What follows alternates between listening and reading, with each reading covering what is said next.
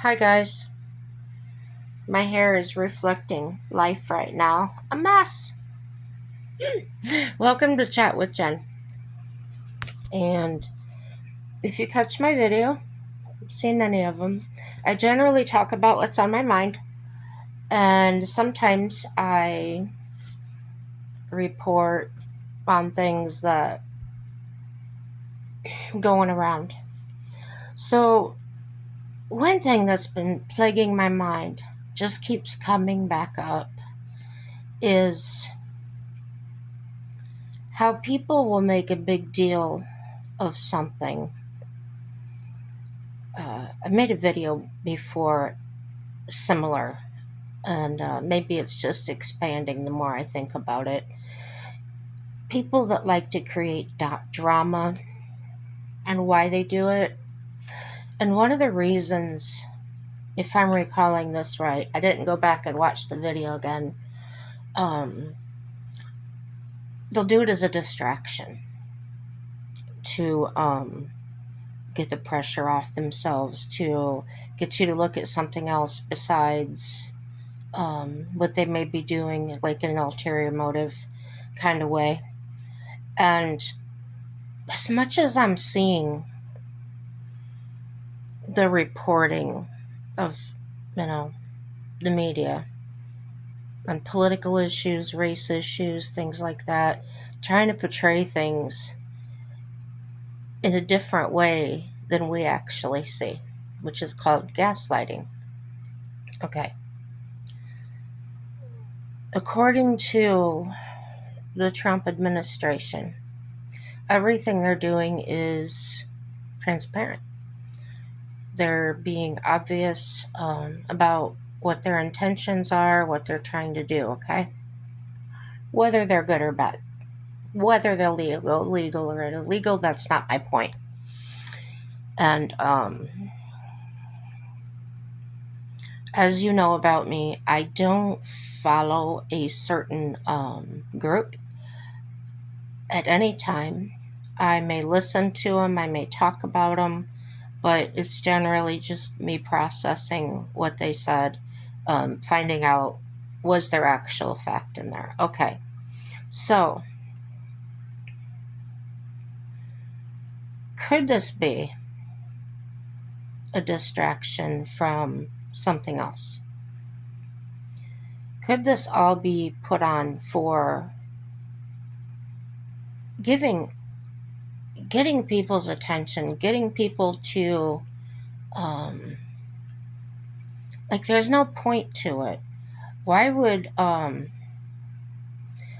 someone carry on, whether it's news stations, TV stations, channels?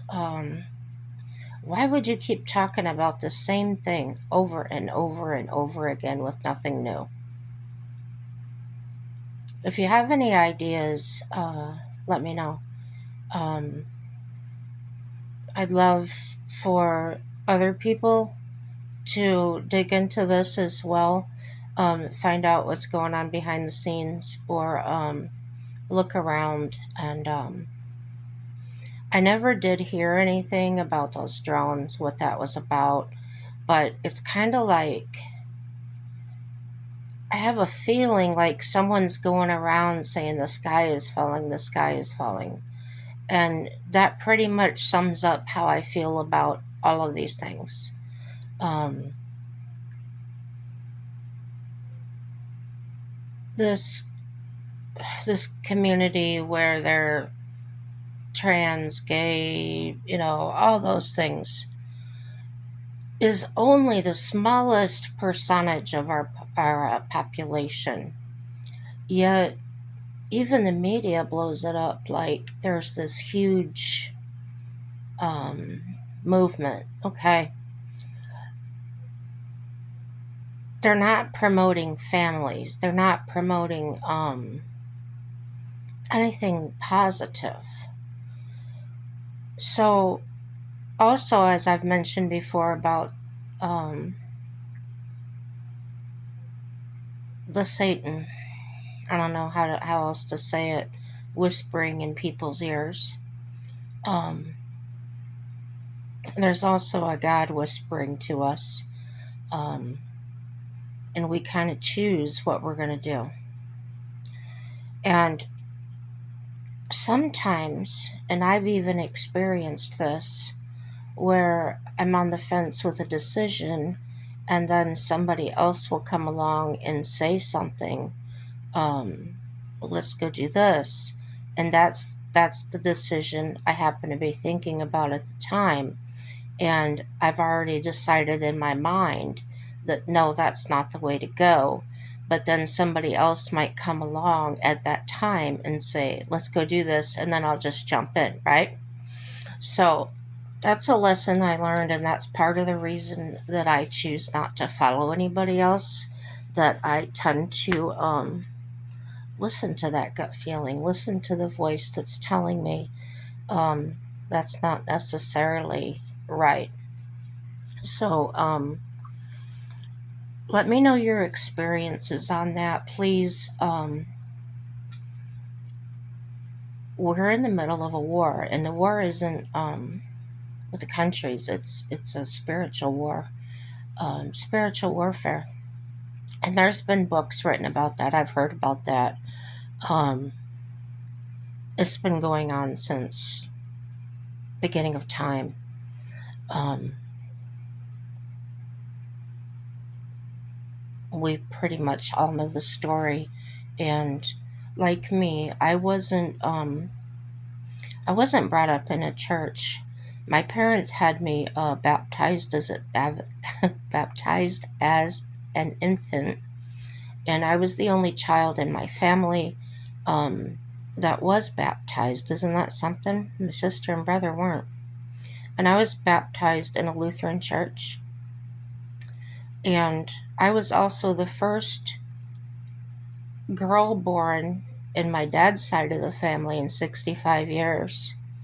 So lately I've been thinking there's a point for that. There's a reason for that. There's a reason I'm being attacked physically, mentally. I have a purpose here, and the evil doesn't want me to go forward in that purpose.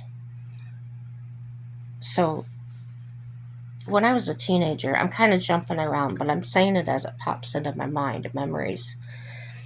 As a teenager, I became friends with a girl at school, and she always attended black churches. Her and her parents did. So one summer, she asked me if I wanted to go to church with her, and I went. And they were a loud church, and they sang and they carried on. It was a black church, apostolic, and I just loved it. There wasn't much Bible reading. There wasn't much preached. There was a little bit preached.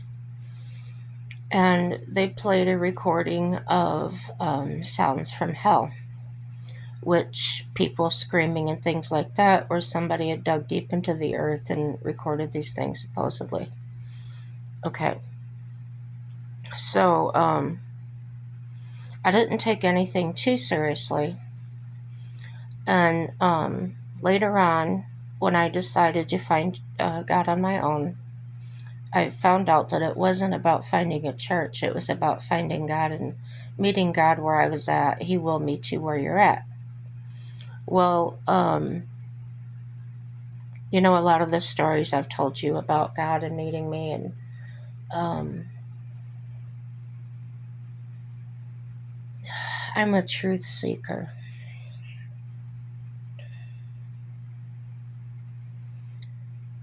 I have lied. We've all lied, we've all sinned. But if I remember correctly, I always told the truth when it really mattered, when it was a serious situation. I didn't try to manipulate people, but I've been accused of that. I think that was I'll just say it this way. Since my 20s, I've learned that people feel two different ways, and they're very strong feelings. There's no middle ground. There's either they really like me, they love me, or they don't like me at all, or they hate me and stay away from me. And they're extreme. The people that like me get really close. They want to be my friend. They tell me they appreciate me. They want to hear what I have to say and things like that. And those people seem to want to get what they get from me and then they disappear. Then there's the people that don't like me, that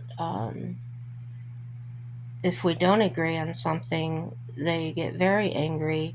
They they try to do negative things to me, talk about me, you know how people are. But they're very strong and it's instant. It's not I don't know how to explain it. And I'm sure I'm not the only person this has happened to. I'm not saying that I'm the only one. Just things that I find curious. It used to hurt me really deeply when someone came into my life and they wanted to be instant friends, and we did a lot of things together. The most recent example of that is my ex caregiver, and she was always making plans. We're going to do this, we're going to do that, we're going to go to there's an indoor pool at the Center for the Deaf here, and they opened it up for certain times of the day for $3 or whatever. You could go and use their pool, and we were gonna do that. We were gonna do that after my surgery when my scar was healed up, and try to build a muscle up, and just all these wonderful plans. And we had fun together. We went shopping together, and then poof, she disappears. What I've learned, what I've experienced over the past several years, is that people that come into my life, and I don't want to say want to do me harm, or maybe they just don't fit into my life moving forward, instead of feeling like they ghosted me, I think they were removed from my life for a reason. Um, Whatever that reason was, I do tend to think that comes from God protecting me. Um, I don't have a lot of, let's see, I have friends, don't get me wrong.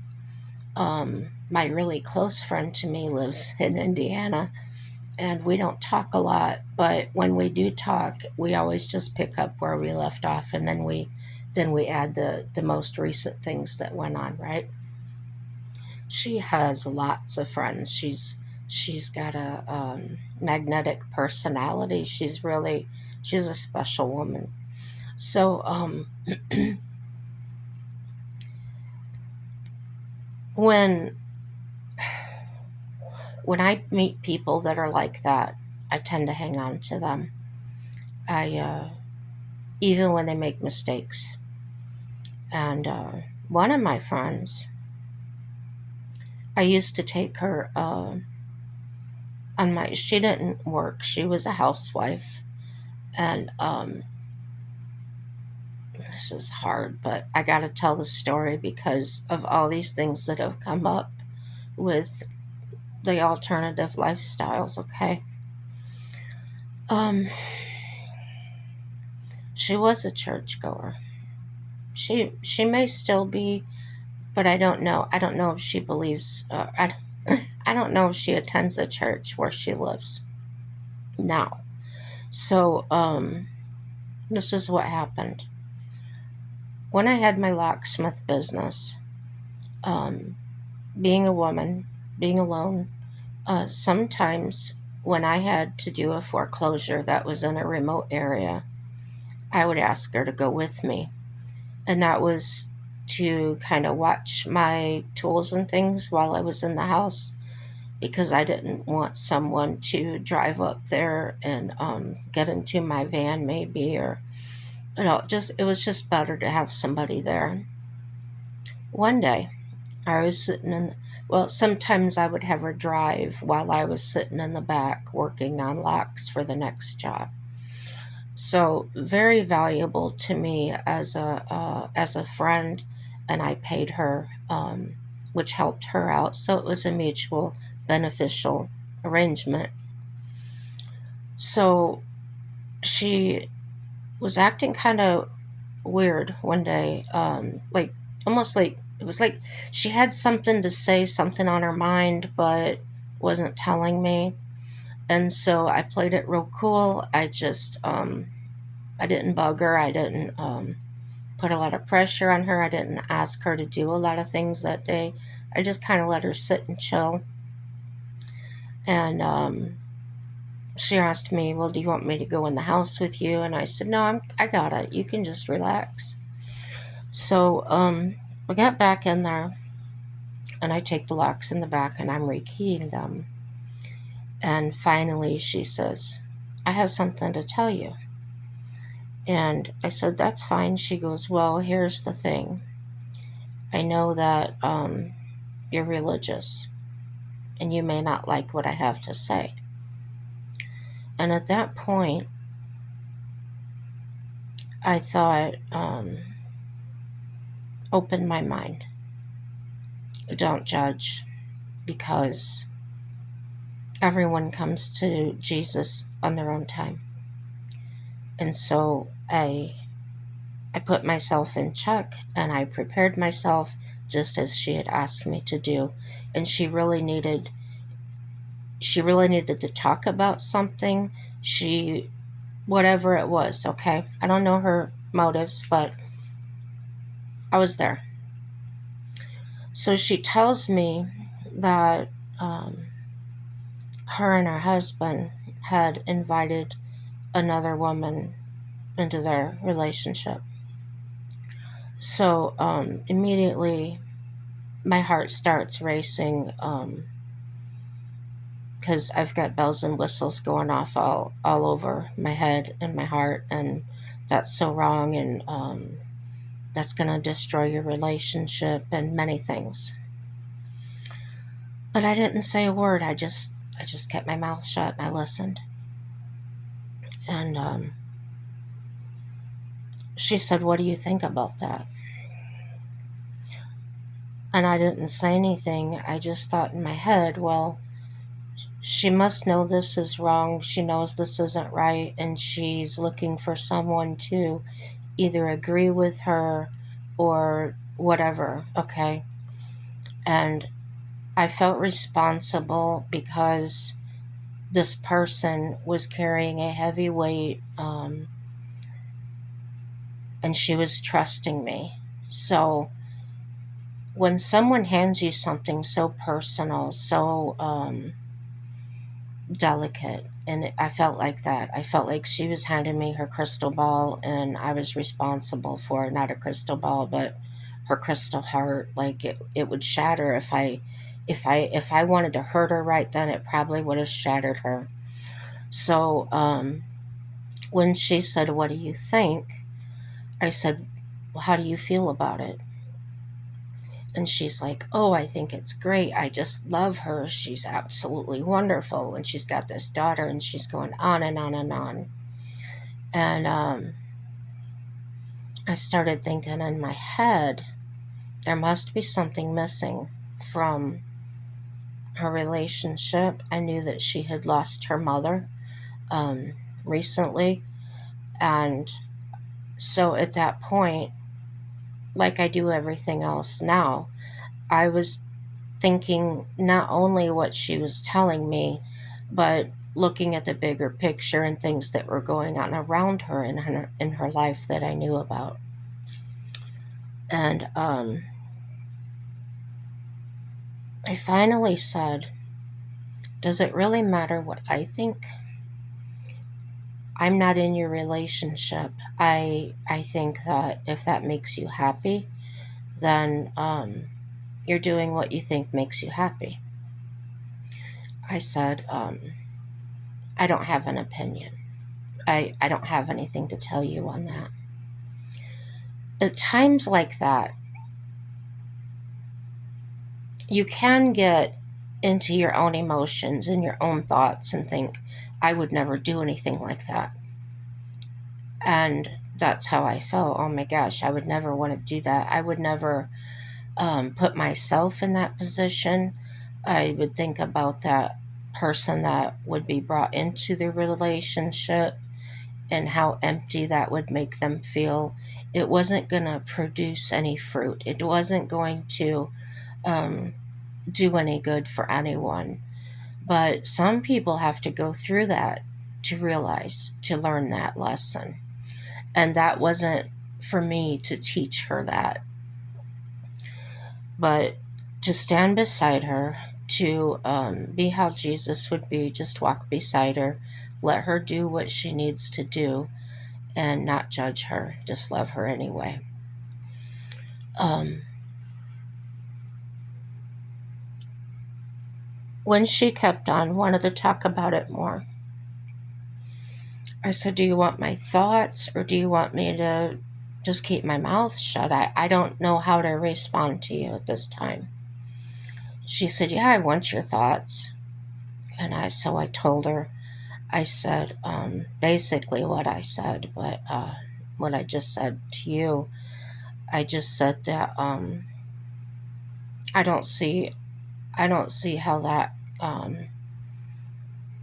would be productive for anybody. And she wanted to know what I meant, and I said, well, there's a love between a wife and a husband that if you're bringing another person into it, is coming between that love that you have for each other, and kind of like putting in a roadblock. And whether you think so or not, the third person is being used. And she bucked up to that, and she says, "Oh no, no, no! I would never do that to anybody."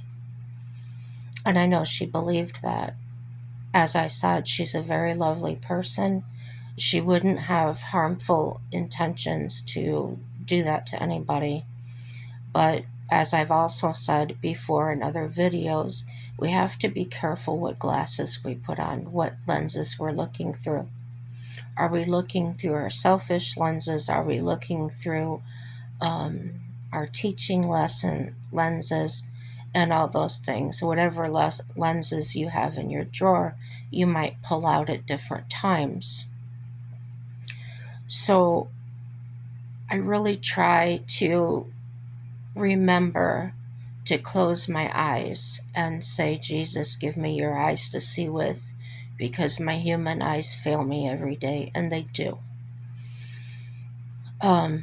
So the way this turned out, the woman ends up moving in with them, and she has a handicapped daughter. And it becomes this whole involved thing. And chaos, not fights or anything. What I mean is chaos is the lives of these three people were upset. Things started getting more difficult financially. Just a lot of strain and stress on everyone. Not necessarily with each other. No. My friend had told me that they had a boundary that, well, they all slept in the same bed every night. And the boundary was that this woman and her husband were not allowed to be together without her. So, while I was giving my opinion that day in the van, I said to her this: you've already given him permission to cheat on you. And what that means is, even though you know about it, even though you've welcomed it, it's still cheating. And you're cheating on him as well when you're with her. So I said, I don't want to hurt you. I don't want to go against what you feel and what you believe. And I said, as long as you're happy, then be happy. You wanted my thoughts, and you know I won't lie to you. Those are my thoughts. And she hugged me and she said, thank you. And everything was okay. About a year later, she told me what happened. There, she woke up in the middle of the night and her husband and this woman were at it. And she says, go ahead, tell me I told you so. And I said, why would I do that? I told you my thoughts, and that one happened to be true. It did happen. So why would I tell you I told you so when that wasn't even that wasn't I don't know how to explain it. It wasn't said to be right or wrong. That wasn't what was in my heart. What was in my heart was to be objective and truthful and say what I really felt, not string somebody along and say, oh, you're right, and give them the lip service, so to speak, and tell them what they wanted to hear. But say it in a way that um, didn't murder her spirit or harm her in any way. And I felt honored. I felt a huge responsibility to her when she did tell me what was going on. And uh, I felt like representing God, representing Jesus, that if I didn't do it in the right way, I would be held accountable. The way I feel, the way I feel this, I believe it to my core, is that when I go before God, He's not going to ask me about what somebody did to me. He's gonna ask me or tell me about how did you react? How did I react? I'm going to be held accountable for what I did, not what somebody else did to me. They're going to have their time with Him, and He's going to have that discussion with them as well. So He deals with us all individually, and it all works out for our good because we know that um, whatever someone else has done to us, they're going to be dealt with. They're going to be talked to. They're going to be held in the highest court, right? So some people have um, mentioned, how in the world could you live with knowing that your husband unalived your dad? And I said it took me a long time. That happened in 2007 on my dad's birthday. And I came to the decision. I had the thoughts going through my mind, things I was going to do to him that were not pleasant. And I scared myself with those thoughts and those visions of what I could do to him, and how I could torture him and things like that. The thoughts scared me. So as I sought Jesus, the more I began walking with Him and hearing Him, here's what I said to myself, and here's now how I answer that question. I cannot do anything to that man that God couldn't do better. And so when the thoughts come into my mind, which is very seldom now, maybe once a year, maybe never, that's what I say. I just step to the side and I point behind me and I say, take it up with my dad, which is God, because he's always here with me. I don't have to take the brunt of what you're saying. I don't have to deal with anything in that nature. Take it up with my dad. And it works. That's what works for me. Um, when I feel overwhelmed, or if somebody's coming at me with false accusations, I'll just walk away and take it up with my dad. If I need punished, he'll punish me. But I'm not going to deal with you. Um, Thank you guys for subscribing. Seriously. My husband looks at the comments. He seems to think that some comments are from bots to stimulate discussions.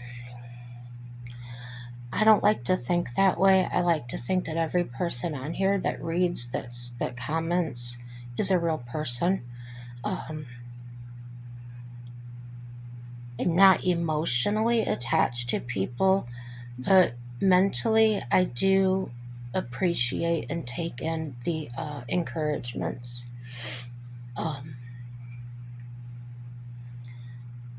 Being isolated out here in North Dakota, um, having friends, even if they are online acquaintances, I should say, not really friends because we've never met, but having those acquaintances and those conversations and things is beneficial for my social life. I've been driving around and I found some senior centers and things. I did offer to volunteer at the church that pledged $300 towards my rent. And I asked them if they needed volunteers, and they said they really needed help downstairs, which they call St. Joseph's Closet. It's kind of a, I don't know, maybe you call it a rummage sale, but they always have it. Um, People can walk in there, and for donations, they can get clothing or kitchenware, basically anything. There's even furniture. So they said they needed help down there, and he looked at my knee. I had on capri shorts so he could see the bottom of my scar. He goes, "When you're healed up." I said, "Okay." So, yeah. So I've been telling you about the attacks we've had, and I think that a lot of them are brought on because I'm trying to spread the word. I'm trying to get out there how good God is, so good, and how everything will work out for our good no matter what. And the enemy doesn't want me doing that. So, to try and get me off this path, to try and get me to stop what I'm doing, he's attacking us at every angle he can. And what keeps, excuse me, what keeps happening is God keeps intervening. And this is the latest. It's Sunday. Today is, well, 7:30 or 6:30. It's Tuesday now. Sunday. My husband's boss calls him, or yeah, he calls him. And he hem-haws around and he says, "Well, I've had a lot of complaints and I've lost some customers because you're not doing your job," and all these things that we know isn't true. But we know that that voice can get into people's heads and convince them to do things that aren't so good. So he lets him go from his job and says he'll be here to pick up his van at 11 o'clock. So I said, "Well, that's no problem. You can go back to being my caregiver. It's not a lot of money, but he can get paid to take care of me. And then my rent will go way low because they won't consider this a two-income household any longer because he would be considered as my live-in caregiver. And then we would be able to meet our financial obligations, but we just wouldn't have anything extra as we did when he was working. So that's our immediate emergency solution that we thought of. Okay. Well, I says to Mike, I says, send him a text message, ask him if he's going to fight your unemployment. And he does that, and his boss answers, I've never paid into unemployment. So I looked it up, and in fact, unemployment is a federal um, entitlement. So it also said any employer with one or more employees that does not pay into unemployment, depending on the state, may be in big trouble, have to pay fines and things like that. So when his boss gets her, Mike wanted me out there to explain this to him, and I did. And he did not respond to me. He just says, I want to talk to Mike. So I retreated. I went away, and I was in my wheelchair. So I went back and sat over next to my vehicle, which was 2 vehicles down from where they were standing. And while I was over there, I was praying. Get this. While I was praying, the man tells my husband the truth. The truth wasn't that Mike wasn't doing a good enough job. He confessed to my husband the truth of the matter was his brother had an employee that had worked for him for 17 years, and that the guy had moved to that area where Mike's boss lives and wanted to work for him. So he gave that man the job and let my husband go. So, hallelujah, we got the truth. God also got to his heart, and right away he tells Mike, well, I'll give you $500 a month to help offset your bills. Well, unemployment would be 3 something a week, so that's not near. And I don't know if we would have to report that to unemployment. So that's something we have to check into. I know we would have to report it if we had to go on food stamps or Medicaid or anything like that. Well, Mike would. I wouldn't have to do that. I have Medicare. So we had just made the agreement with the landlord here. So Mike goes and talks to her right away, as we had just made this agreement last week. And she was totally understanding, totally nice about it. She said, just bring me, he's got to get a letter of separation from his job. So tomorrow he's going to meet his boss or his ex-boss in town for him to fill out that paper. And then we bring in and our rent goes way down. So God provides, and everything will work out for your good. And I have to keep telling you that. And I don't share these things as a poor me, pity me. I'm sharing these things as proof of how good God is and how it's true no matter what you're going through or no matter what you think you've lost. You didn't really lose it. It was God's to begin with. That man did listen to God. He did hear him by telling my husband the truth after he had told a lie. He came clean. And then he also started to feel his obligation of not paying into unemployment, and decided to offer my husband that money, which he absolutely did not have to do. So, the reason this kind of stung is because my husband had quit that job before several years ago to take care of me and was getting paid to take care of me. And we pulled into a gas station to get gas, and his ex boss basically chased us down, followed us in there. When Mike got out, he begged Mike to come back to work, that he couldn't find anybody to help him, and on and on. So that's how he treated him. He wanted him there, he couldn't do it without him, and everything else. And then this happens. So things can happen just out of the clear blue sky, and there is no rhyme or reason to it. It just happens. Um, and when I have to guard my thoughts, because my thoughts are constantly, you begged him to come back.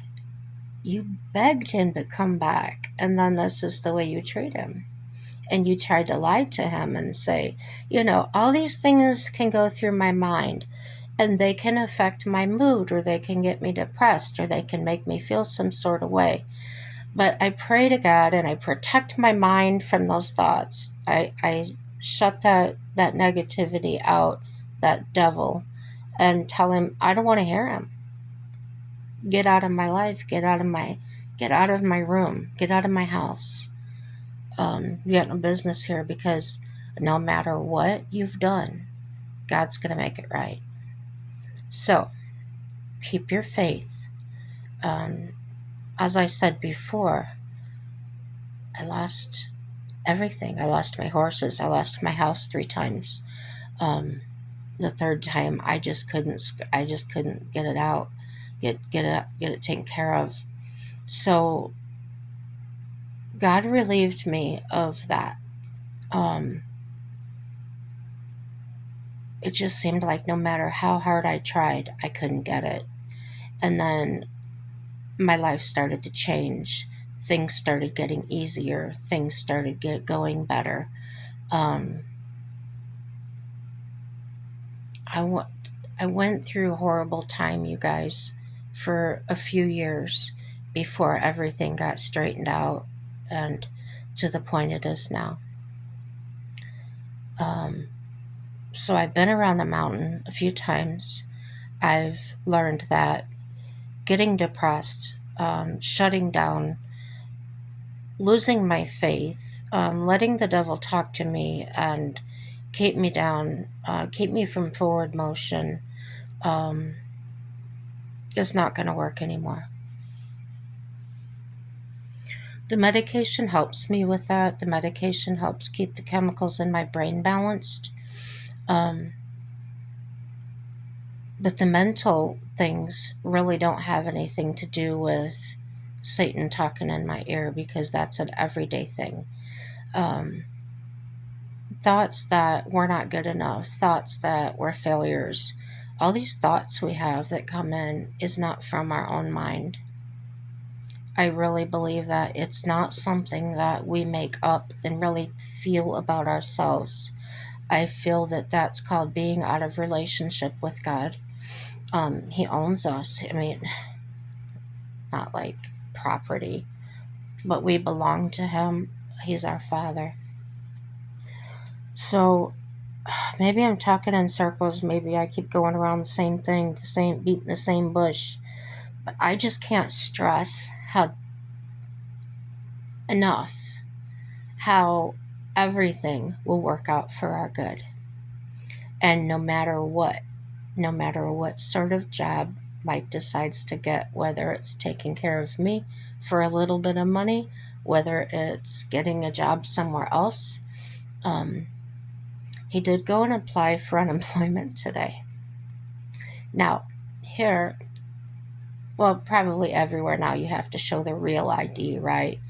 And I know that when I went and got my driver's license, they asked me if I wanted the real ID or the regular driver's license, and I said the real ID.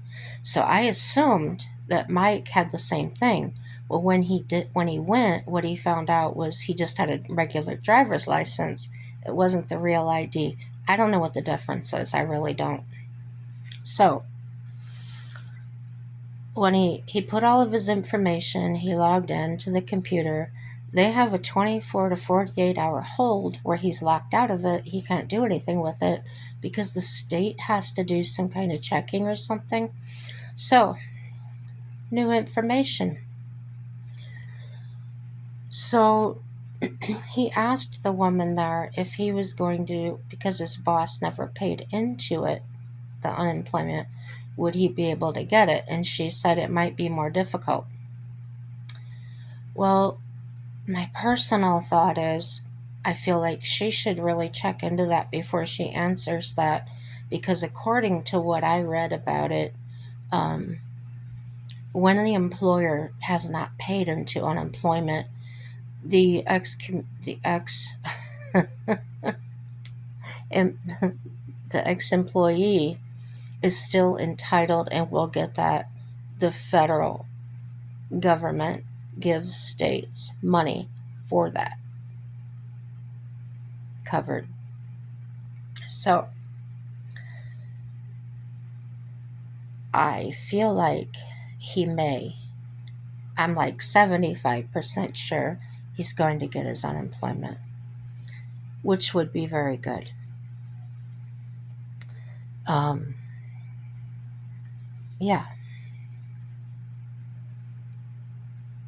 But if he doesn't, we have other things to fall back on.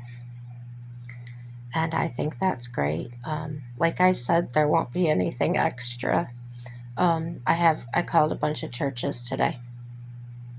And while they don't help with rent, they do give gas cards.